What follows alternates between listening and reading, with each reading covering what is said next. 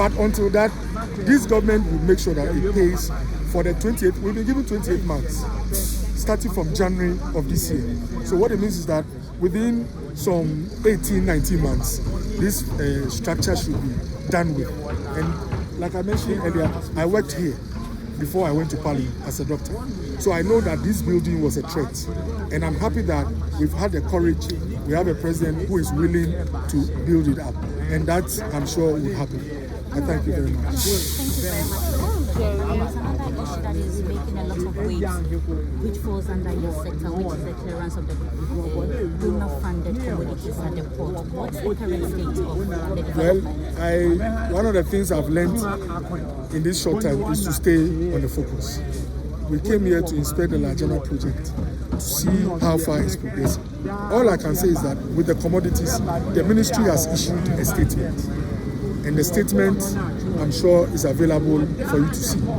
We are committed to getting the containers out. And for me, personally, irrespective of the bureaucracies involved with government and all that, I have given myself 2 weeks.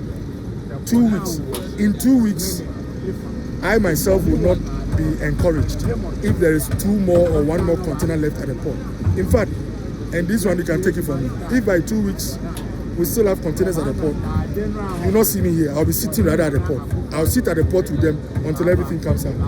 We could have, I've said it somewhere, we could have handled it in a better way. But we don't want to go into the past. We want to make sure that going into the future, these things don't recur. I don't want to blame anybody, but I have said that there are 2 factors that accounted for what happened. One, the processes that we go through to clear containers. As a result of some exemption bills that have been put in place, there were new lines in terms of things that you have to do, like paying some third-party charges and all that. That was introduced, but it's still not an excuse. The second one is that the Ministry of Health must work closely, seamlessly with Ministry of Finance. I don't think it was excellent in the past. We've put in place measures to make it seamless so that no Ghanaian will hear that something meant for Ghanaians is stuck at the port. And so please take a look at the release. It will give details of number of containers that are out, money that has been released by finance to pay, and some of the commitments we've given going forward. And let's keep to that schedule.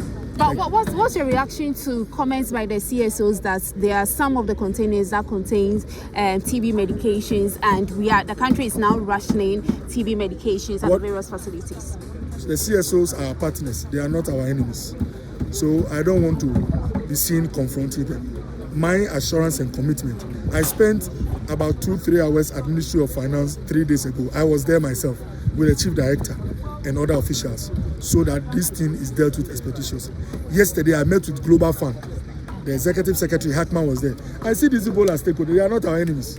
And if they feel frustrated by something, I mean, myself, I was not excited by how these things have been handled. So we are working together so that within 2 weeks, this port should be cleared.